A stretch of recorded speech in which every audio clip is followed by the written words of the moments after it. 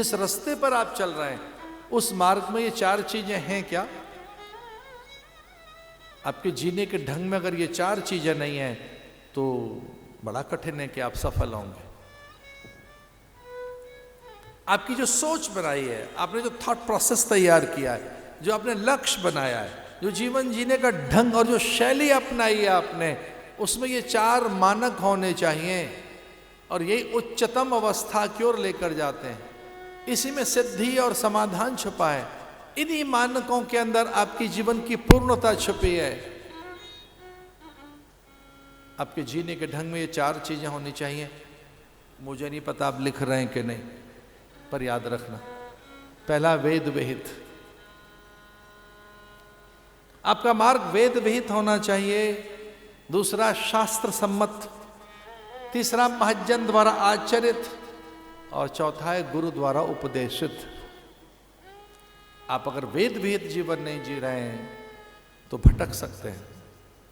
शास्त्र सम्मत, तीसरा महज्जन द्वारा आचरित। जिस रास्ते पर आप जा रहे हैं उस पर कोई और भी गया है क्या? इसे शॉर्ट सर्किट मत लो, छोटा रास्ता मत लो, मनमुखी रास्ता मत लो ना। मुझे हल्द्वानी याद आता है, एक बार कथा कहने गया वहां, जिधर जाए वहीं भीड़, जिधर जाए वहीं अपने लोग, हमारा वॉक नहीं करने दे रहे थे मुझे, इवनिंग वॉक का मन। जिस घर में हम ठहरे थे वहां लंबी गली, उधर जाने का मन हुआ। हमने कहा ये अच्छा रास्ता है, इसी पे निकलेंगे। निकल तो गए, आगे गली बंद, डेड एंड।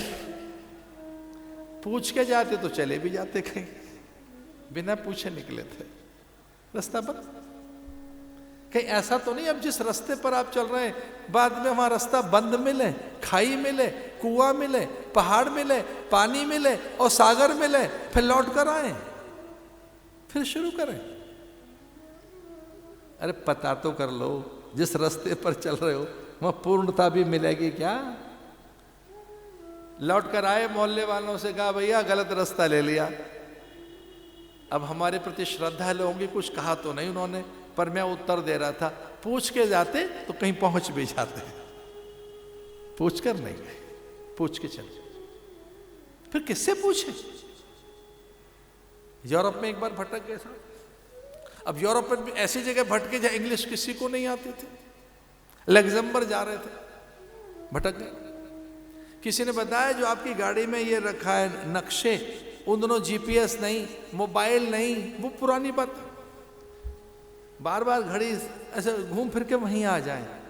देखा ये नक्शा है, बताता गया वो, हम चले गए, चलते गए, चलते गए, पहुंच गए। अब पहुंचना चाहते हो सही जगह, नक्शा तो लो, जीपीएस तो लीजिए। अब तो नेविगेशन के कितने सुंदर सिस्टम हैं। अरे कहां जाना चाहते हो, वेद खोलो। तो वेद तो समझ आएगा नहीं, तो जो वेद मूर्ति है उनके पास जाओ। शास्त्र तो समझ आएंगे नहीं, तो जो शास्त्रज्ञ हैं उनके पास पहुंचो। और तीसरा महज्जन द्वारा आचरित। महज्जन द्वारा आचरित का अर्थ क्या है? भाई ये नाक है, कान क्यों नहीं है? और ये नाक नहीं है। मैं ऐसे सर खुजाऊं और कहूं कि मैं थोड़ा पेट सहला रहा था अपना, आप कहेंगे पेट नहीं है हमारे, तो सर है। मैं कुछ ऐसा करूं, थोड़ा बहुत देर होगी मैंने पैर नहीं छुआ, थोड़ा पैर छू ले, अरे पैर नहीं, उंगलियां हैं ये। तो पैर पैर क्यों है, उंगली उंगली क्यों है, कान कान क्यों है, नाक नाक क्यों है? नहीं बताया हमको, ये नाक है तो नाक है, हमको तो बताया गया ये नासिका, ये श्रोत्र, ये चक्षु है। अच्छा ये क्या है? भाई कान है, भैया कान पकड़ लो।